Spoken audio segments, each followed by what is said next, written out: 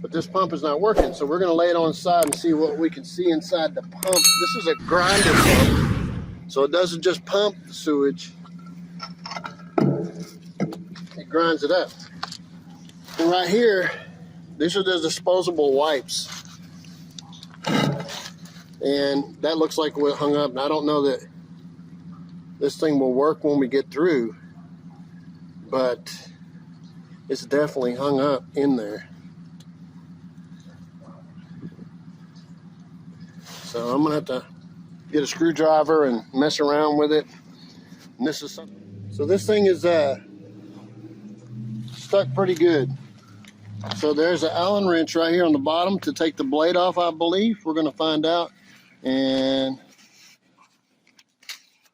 see if we can. Then we're also gonna take this apart and take a look and see if there's more stuff inside there. But this thing's gotten hot.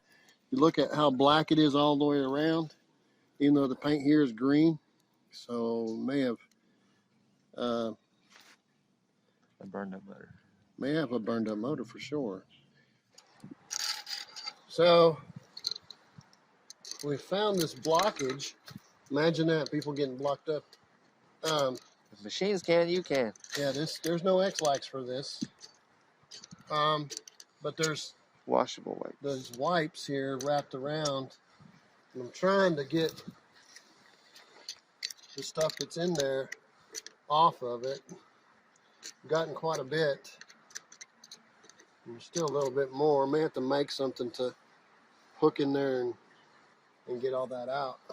Or got to go get a 5-gallon bucket, put this thing back together, but this piece right here goes real tightly right there. So this grinds it up to these fine areas to make it a soup, I guess. Not that you would want to drink it. And that wipe hung it up. I don't know if it burned the motor up yet or not.